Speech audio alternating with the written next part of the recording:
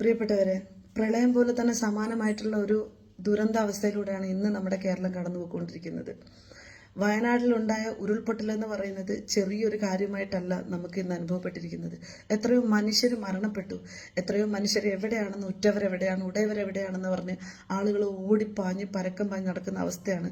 അങ്ങനെ ഒരു അന്തരീക്ഷമാണ് ഇപ്പോഴും നടന്നു തുടർന്നുകൊണ്ടിരിക്കുന്നത്. എന്ത് ചെയ്യണമെന്ന് അറിഞ്ഞുകൂടാത്ത മനുഷ്യർ കരഞ്ഞ് നിലവിളിച്ച് നെട്ടോട്ടം ഓടുന്ന ഒരു സാഹചര്യത്തിലൂടെ നമ്മൾ കടന്നു പോവാണ്. എല്ലാവരുടെയും സപ്പോർട്ടും സഹകരണവും ഒക്കെ ഇതിൻ്റെ അകത്തുണ്ട്. അപ്പോഴും സർക്കാരിൻ്റെ സന്നദ്ധ പ്രവർത്തനങ്ങൾ നന്നായിട്ട് വർക്ക് ചെയ്യുന്നുണ്ട്. പലതരം NGOകൾ വർക്ക് ചെയ്യുന്നുണ്ട്. പല ഇൻഡിവിജ്വലായിട്ടുള്ള മനുഷ്യർ ഇറങ്ങി പുറപ്പെട്ടിട്ടുണ്ട്. പല സംഘടനകൾ ഇറങ്ങി പുറപ്പെട്ടിട്ടുണ്ട്.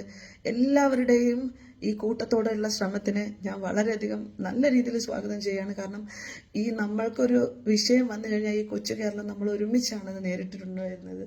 നമ്മൾ അതുപോലെ തന്നെയാണ് എല്ലാവരും മുന്നോട്ട് പൊയ്ക്കൊണ്ടിരിക്കുന്നത്. പക്ഷെ അപ്പോഴും സോഷ്യൽ മീഡിയയിലെ ചില പ്രശ്നങ്ങളെ അഡ്രസ്സ് ചെയ്യാതിരിക്കാൻ പറ്റാത്തത് കൊണ്ടാണ് ഇത് പറയുന്നത്.